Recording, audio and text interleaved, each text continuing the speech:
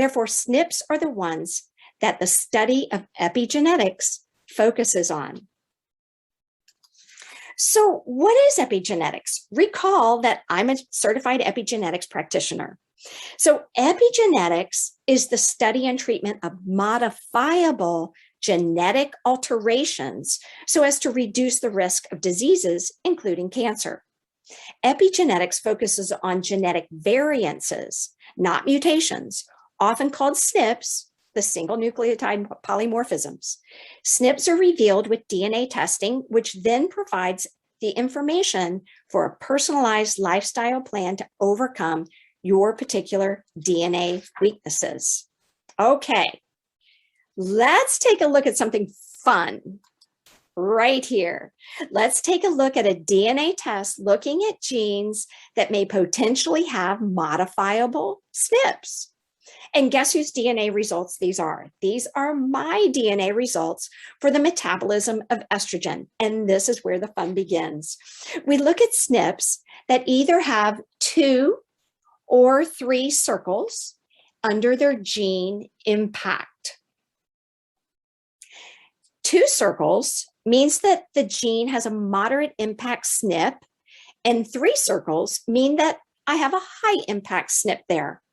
Moderate SNPs come from inheriting, that's the 2 circles, from inheriting 1 weakened allele from your parents. Just one of your parents donated it for you.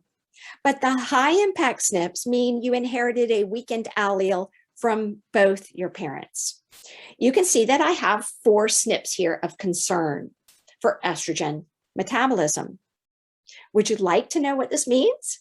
I hope so, because this is where the real critical piece comes in. What do these SNPs do or cause? What disease state could I face if I was not aware of these SNPs and stay within the safety net to overcome them? Remember this cascade of events that I showed you earlier? Well, here it is again. This is where it really comes together, ladies. On the left is the metabolism of estrogen, and on the right are my SNPs. So let's now correlate where the problems lie and discuss what I need to do to overcome these SNPs to prevent breast cancer. The first is the CYP right up here. I have a double SNP here, CYP1B1. This is the gene that it's right here on the metabolism of estrogen, CYP1B1. This is the gene that tells the enzyme to convert my estrogens into 4-OHE1 at a faster rate than these other routes over here and over here. Well, that's not good, because that means I will be making more 4-OHE1 instead of the more favorable estrogen metabolite over here, 2-OHE1. Now let's look at where 4-OHE1 goes. It goes to quinones here, and it goes to free radicals here, and it goes to a neutral non-harmful metabolite through the use of the COMT enzyme. Now, I have a SNP under the COMT gene right here.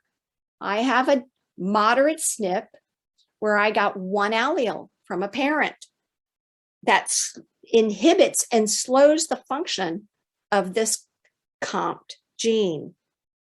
That's not good. Now, this other extra, this 4-OHE can go to quinones, which is then, quinones are very harmful. You can see right down here, which then is metabolized to glutathione conjugates by these glutathione enzymes. Luckily, I don't have any SNPs there, so that's good. And then I have one more SNP here, this SALT enzyme here, and the SALT enzyme here, and that is eliminating 2-hydroxyestrone, and the SALT here helps clear 16-alpha hydroxyestrone the worst of the metabolites of all. Now, I also have an MTHFR triple SNP here, which is a methylation SNP. So I inherited this from both parents, but it's a good thing I know what I need to do there. So all methylation SNPs require high doses of B complex vitamins, as well as choline. So this is very important for me to know. This salt double SNP plays a major role, and this salt enzyme requires sulforaphane, very important for me to get, which I can get from both diet and supplements. So my knowledge on these SNPs directs me to the exact supplements I need to overcome my genetic inheritance. This is really a lot of fun to understand personally, and it is critical for anyone who is enjoying the benefits of bioidentical hormones like me. And I intend to enjoy them for the rest of my life. This truly takes your health to the highest level. Now you can see why having your DNA tested for SNPs, which affect your estrogen metabolism, is so important and critical for your future health. A majority of breast cancer occurs in women with no family history at all. But estrogen gene testing can assist in identifying at-risk individuals and thereby lessen the risk of undetected cancers. DNA estrogen tests for gene variants that have been shown to have an impact on how estrogen is processed in the body, and if the processing of estrogen and related compounds is efficient and healthy. This is truly the most advanced functional medical care we have to offer today. And you can now take control of your life. Let me share with you what some of my patients have told me. My DNA report is the missing piece I needed for my healing journey. Thank you, Dr. Karen, for your expertise in piecing this all together, for helping me develop my plan moving forward. I highly recommend everyone to get a DNA report.